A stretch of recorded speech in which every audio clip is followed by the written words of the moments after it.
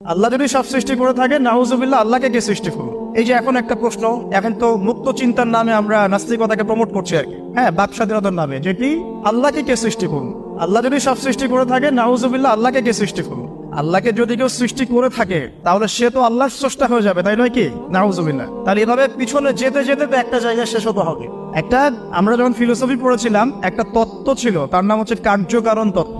কার্যকারণ তত্ত্ব মানে হচ্ছে প্রত্যেকটা কাজের পিছনে একটা কারণ থাকে, ঠিক আছে? এই যে ব্যথা হচ্ছে কেন? কোন একটা কারণ আছে।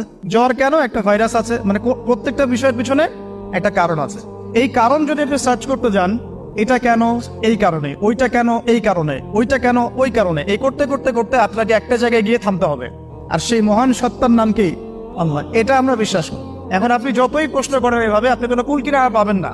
এই জন্য নবী সাল্লাল্লাহু আলাইহি ওয়াসাল্লাম বলেছেন, যখনই তোমাদের মধ্যে এই চিন্তা আসবে যে আল্লাহ পাক সবকিছু সৃষ্টি করেছেন, তাকে আবার কে সৃষ্টি করলো, তখন আউযু বিল্লাহি মিনাশ শাইতানির রাজিম পরে বাম দিকে 3 বার থুতু ফেলবে। তাহলে শয়তানের ওয়াসওয়াসা তোমার মধ্য থেকে কেটে যাবে, কারণ শয়তান এই চিন্তাটা তোমার মধ্যে দিয়েছে। যেই শয়তান এই চিন্তা আপনার মধ্যে দিয়েছে, ওই শয়তান কিন্তু নাস্তিক নয়। আমি কোরআন থেকে প্রমাণ করছি, শয়তান কিন্তু আস্তিক। যখন শয়তানকে বের করে দেওয়া হচ্ছে জান্নাত থেকে, ওই যে সেজদা না করার কারণে, শয়তান বলেছে রব্বি আনজিরনি ইলা ইয়াউমি ইউবআসুন। শয়তান আল্লাহকে বলছে, রব্বি, হে আমার রব, আনজিরনি, আমাকে অবকাশ দিন, ইলা ইয়াউমি ইউবআসুন, সেই দিন পর্যন্ত যেদিন সবাইকে পুনরুত্থিত করা হবে। মানে এখানে শয়তান আল্লাহকে রব বলে ডাকছে, বুঝতে পারছেন না? শয়তান আল্লাহকে বলছে রব্বি, হে আমার রব। শয়তান কি আস্তিক না নাস্তিক? অথচ শয়তান পৃথিবীতে এসে চ্যালেঞ্জ নিয়েছে যে সে পুরো মানব জাতিকে জাহান্নামে নিয়ে যাবে। আল্লাহ পাক বলছেন, আমার মুখলেস বান্দাদের তুমি কোনো ক্ষতি করতে পারবে না। আবার শয়তান চ্যালেঞ্জ করছে, আমি ডান দিক থেকে আসবো, বাম দিক থেকে আসবো, সামন থেকে আসবো, পিছন থেকে আসবো, ওয়ালা তাজিদু আকসারাহুম শাকিরিন।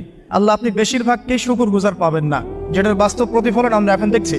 বেশিরভাগ মানুষ নামাজ পড়ে না, বেশিরভাগ দেখবেন রোজা রাখে না, বেশিরভাগই দেখবেন কোরআন পড়তে জানে না, ম্যাক্সিমাম সুদ খাচ্ছে, ম্যাক্সিমাম জেনা করে, মেজরিটি সংখ্যক মানুষ কিন্তু আল্লাহর বিধানের পরোয়া করছে না। অল্প কিছু মানুষই আল্লাহর বিধানের পরোয়া করছে। এই কথাও আল্লাহ কোরআনে বলেছেন, ওয়া ক্বালিলুম মিন ইবাদিয়াশ শাকুর, আমার শুকরগুজার বান্দার পরিমাণ হবে কি? খুব কম। এমনকি নবী সাল্লাল্লাহু আলাইহি ওয়াসাল্লাম হাদিসে বলেছেন যে আমার উম্মতের মধ্যেই 73টা দল হয়ে যাবে। কয়টা?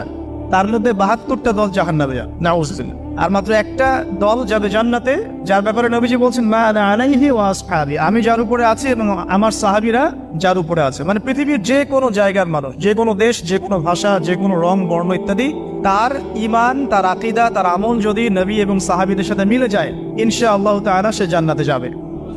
এটার জন্য একটা দল খুলে সবাইকে ওই দলের ফর্ম পূরণ করতে হবে জরুরি না। এটা ঈমানের ব্যাপার, আকীদা, আমলের ব্যাপার। যে কোনো জায়গার মানুষ যদি আল্লাহ এবং তার রাসূল এবং তার সাহাবীদের মানহাজ ফলো করে, ইনশাআল্লাহ তাআলা সে জান্নাতে যাবে। আল্লাহ পাক আমাদেরকে তৌফিক দান করুন, আমিন। এখানে বলছিলাম একটা বিষয়, যে জীবন দর্শন পাওয়ার পরে আপনাকে রবকে চিনতে হবে। রবকে চেনার জন্য আমি সূরা ইখলাসটা বলছি, লাম ইয়ালিদ ওয়া লাম ইউলাদ, তিনি কাউকে জন্মও দেননি, কারো কাছ থেকে তিনি জন্মও নেননি।